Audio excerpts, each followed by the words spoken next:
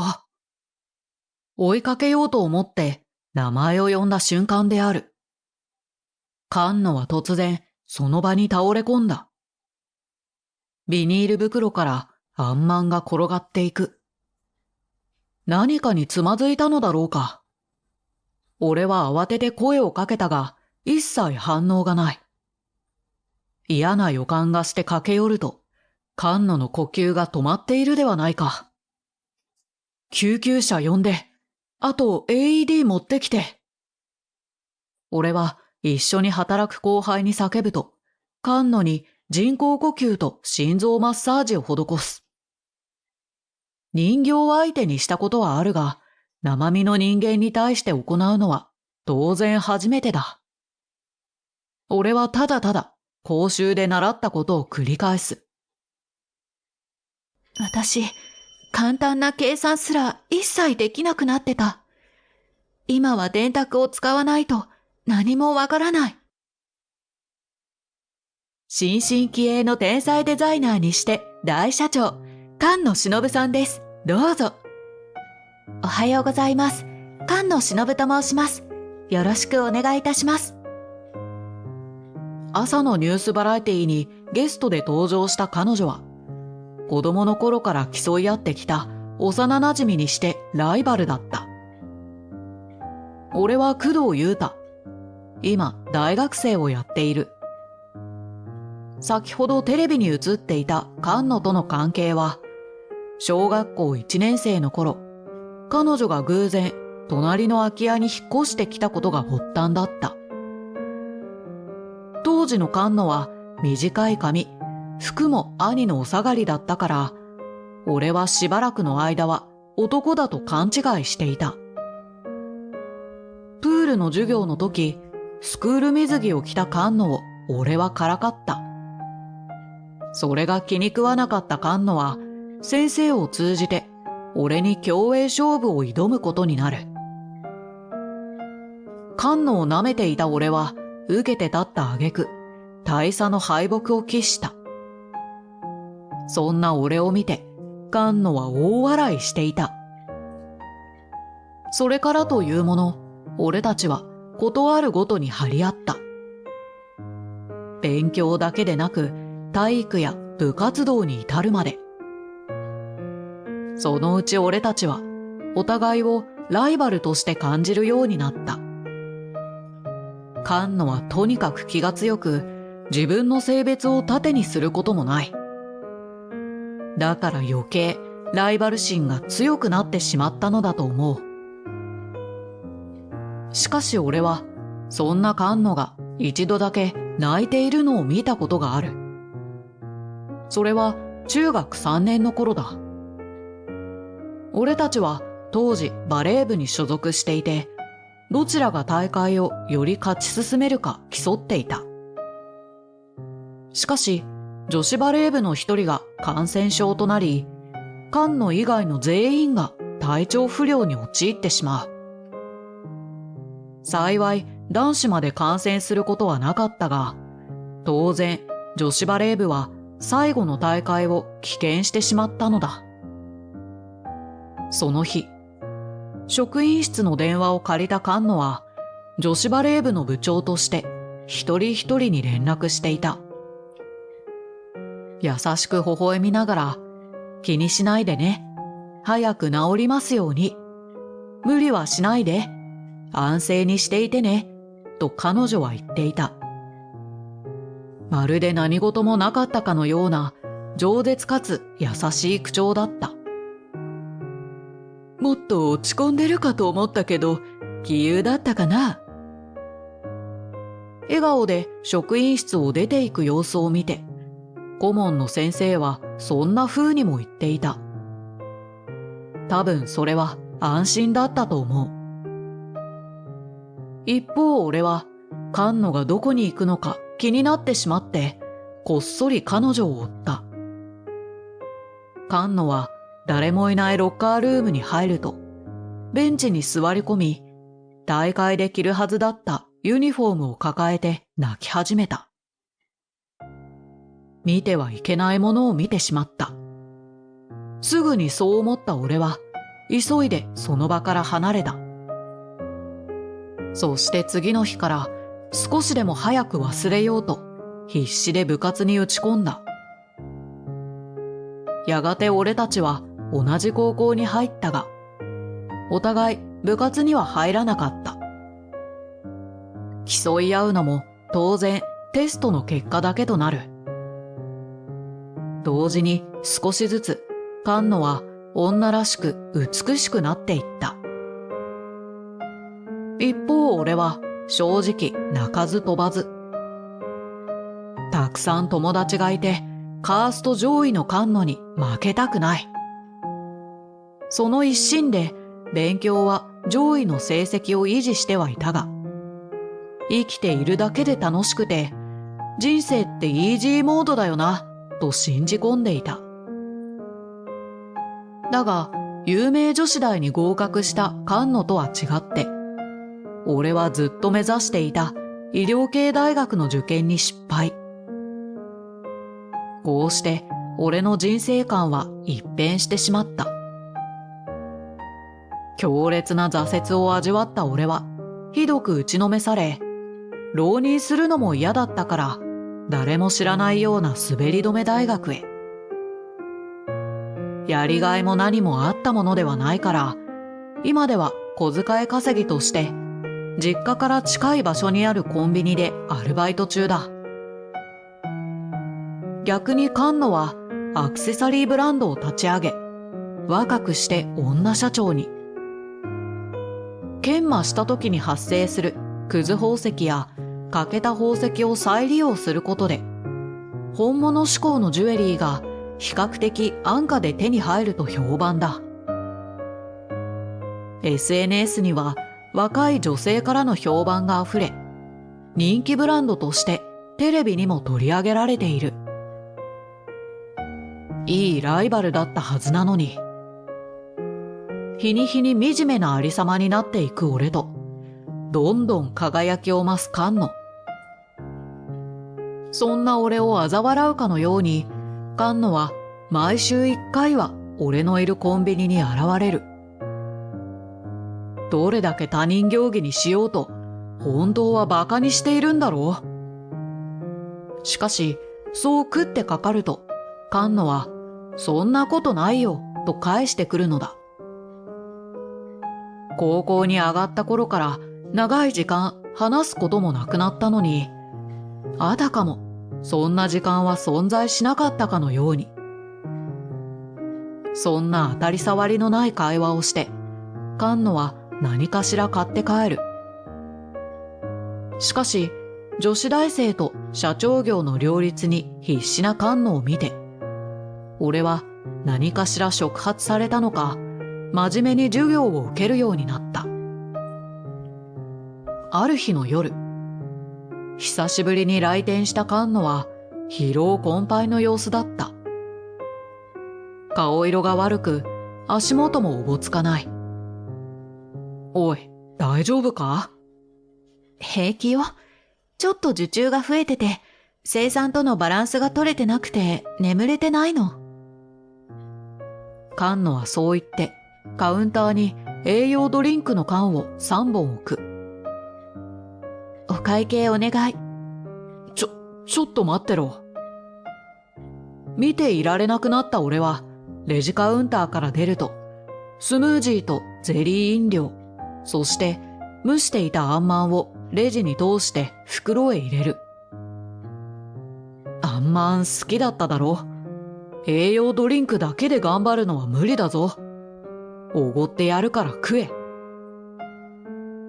3つ分の袋を差し出すと、どこかぼんやりとしていた菅野の顔が緩む。嬉しそうに微笑んでくれたのだ。しばらく見ていなかった女性らしい笑顔だから、思わず俺の心臓は跳ねてしまった。仕方ないわね。もらってあげる。そして菅野は嬉しそうに足取り軽く立ち去った。素直にありがとうって言えよな。ふと文句が出てしまうが、遠くの方であんまんを頬張る彼女を見て嬉しくなった。いつの間にか菅野のことを愛しいと思っている自分がいた。数日後、いつも通り来店した菅野はスムージーを1本購入。それは先日俺が選んだものと同じだった。あと、あんまん一つね。はいはい。あまり甘いものばっかり食うと太るぞ。300円です。うるさいわね。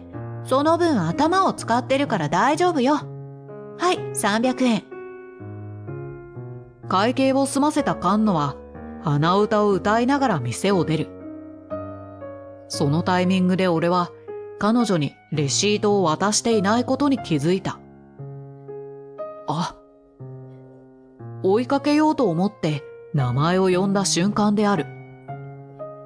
菅野は突然その場に倒れ込んだ。ビニール袋からあんまんが転がっていく。何かにつまずいたのだろうか。俺は慌てて声をかけたが一切反応がない。嫌な予感がして駆け寄ると菅野の呼吸が止まっているではないか。救急車呼んで、あと AED 持ってきて。俺は一緒に働く後輩に叫ぶと、菅野に人工呼吸と心臓マッサージを施す。人形相手にしたことはあるが、生身の人間に対して行うのは当然初めてだ。俺はただただ講習で習ったことを繰り返す。救急車すぐに来るそうです。あと AED 持ってきました。ありがとう。そこに置いてくれ。俺は AED を開いてパッドを取る。そして菅野の服をはだけようとしたが、数人だが外に野じ馬が集まっているのが見えた。お前、ちょっと彼女の前に立ってくれ。目隠しだ。はい。後輩が目隠しをやっている間に、俺は菅野のシャツを脱がし、地肌にパッドを貼り付ける。すぐにシャツをかぶせ、AED を起動させた。離れてろ。バンと勢いよく菅野の体が跳ねた。しかし、意識はまだ戻らない。死ぬな菅野、頑張れ。俺は無我夢中で人工呼吸と心臓マッサージを繰り返した。そうこうしているうちに救急車が現れ、素早く彼女を運び込む。上半身裸のまま同乗した俺は事情を説明し、続いて彼女の両親に連絡した。病院で菅野の両親にもろもろを引き継いだ後、治療室に運ばれた彼女は一命を取り留めたと伝えられた。いつの間にか空は白み始めている。俺は両親に迎えを頼み、帰宅すると泥のように眠ってしまった。しばらく経った頃、菅野の親から連絡が入った。意識を取り戻した彼女はすっかり回復し、日常生活に戻ることができたという。あなたに会いたいと言ってるの。菅野の親はそんな風に言ったが、あいつがそんな素直なことを言うとは思えない。それでも俺は菅野が好きな和菓子を買って病室へ。病室は4人部屋だったが、今は菅野しか入院していないようだ。ノックすると間延びした返事が返ってきたから、俺は菅野が生きているという事実に安堵する。菅野はベッドに座り、パソコンと向き合っていた。コンビニで会うようになってから、すっぴんの彼女は見たことがなかったが、その横顔は学生時代とまるで変わっていない。俺の視線に気づいた菅野は恥ずかしそうに毛布を託し上げた。来るなんて聞いてない。あまり見ないで。それこそ乙女のような仕草だったから、俺は本当に可愛いと思ってしまう。俺はいろいろな言葉を飲み込むと、まずはベッド脇の椅子を取り出して座った。手土産まで持ってきたんだぞ。命の恩人に何か言うことはないのか？俺の言葉を受けて、菅野は毛布から顔を出す。そして目を伏せた。ごめんなさい。でも、助けてくれてありがとう。可愛げのない言葉が浴びせられると思っていたから、俺は驚く。菅野は素直な言葉を口にしたではないか。思えば、今までずっとお互い憎まれ口ばかり叩いてきた。今度お礼に何でも言うこと聞いてあげるからね。気まずい空気が流れるが、菅野はそんな空気を払拭するかのようにそう言い放つ。まあ、あまりお金がかかることは無理だけど。ケチくさいこと言うなよ。テレビにも出た天才女社長だろ。俺が茶化すと、菅野の表情は一気に曇ってしまった。途端に空気が張り詰めたから、俺は戸惑ってしまう。無理なんだよ。菅野は目を伏せ、つい先ほどまで作業をしていたパソコンの画面を見せた。見せられた画面の中は、幼稚園児が考えたようなめちゃくちゃな数式だらけ。目覚めて仕事を始めた時に気づいたの。絶句する俺に対し、菅野は悲しそうな視線を向ける。私、簡単な計算すら一切できなくなってた。今は電卓を使わないと何もわからない。菅野は続ける。仕入れも価格設定も在庫管理も利益を求める以上、計算はどうしても必要なのに、今の私じゃ必ずいつか大失敗するのが目に見えてる。売り買いする人間がこれじゃ。菅野曰く、宝石は生き物と一緒だそうだ。その時々の産地や状態によって値段が逐一変わるから、いちいち電卓を使っていたら取引の舞台になんて立てやしない。首を振って拳を握りしめる菅野の指先は真っ白だ。一体何と言えばいいのか。いいのいいの。俺が迷っていると、菅野は大げさな微笑みを浮かべた。それ以外はまあ元気だし、正直大学と仕事の両立ってきつかったのよね。これで楽になるだろうし、ラッキーっちゃラッキーよ。痛々しいまでの自重。菅野の笑顔はあの頃と同じ明るさだが。これからどうしようかな。こんなありさまじゃ就職だって難しいよね。せっかく軌道に乗ってたのに。でも仕方ないよね。しんどくなる前にやめろってことかな。俺は我慢できなくなり、ヘラヘラすんなと菅野を怒鳴りつけた。彼女の肩が大きく震える。そんな菅野の手を取ると、冷え切ったそれとぐしゃぐしゃになったシーツが痛々しくて仕方なかった。無理して笑わなくていい。平気なふりもしなくていい。お前、昔から辛いことがあるとヘラヘラ話して笑うだろ。そして誰もいなくなってから一人で泣くんだ。俺は作り笑いの消えた菅野の目を見る。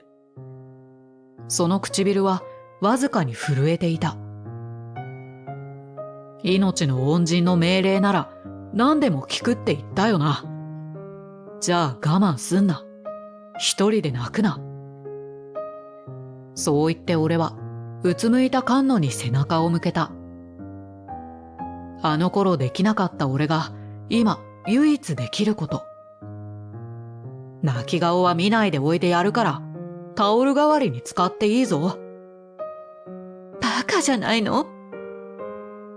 菅野は涙声でそうつぶやきながらも、俺のシャツをつかみ、あらゆる感情を吐き出した。仕事への思い、死への恐怖、残ってしまった障害の件、これからの不安。支離滅裂ではあったが、彼女はこれでもかと吐き出した。一方俺はただ静かに菅野の言葉を聞くだけ。肩越しに振り向くと、そこにいたのは20代になったばかりの女の子だ。泣き声が落ち着いたのを見計らって、俺は話しかける。よかったら俺が経理をするよ。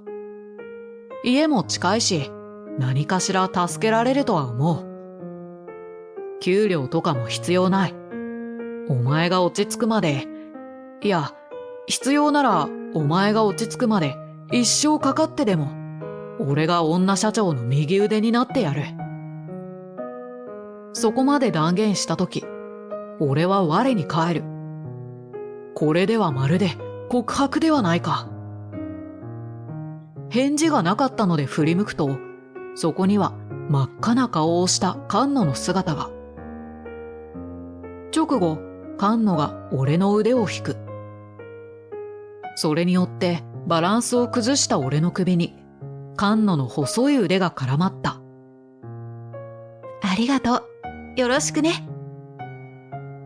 直後、そんな風に耳打ちされたから、俺は顔中が熱くなるのを感じた。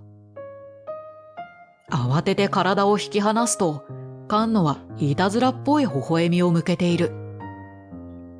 俺はこの笑顔を一生忘れないだろう。この後俺は菅野の右腕として働き始めた。菅野ができなくなった請負の対応から、大学で学んでいた経営学を活用しての事業拡大も行っている。女社長を支えるイケメン副社長。いつの間にかそんな風にさえ書かれるようになった。そして大学を卒業した後、俺たちは私生活でもパートナーになった。今、俺たちの指には彼女がデザインしたペアリングが輝いている。二人三脚で頑張る俺たちは、同時にどちらが相手をより幸せにできるかで競い合っている。最後までご視聴ありがとうございます。もしよろしければチャンネル登録よろしくお願いいたします。では次の動画でお会いしましょう。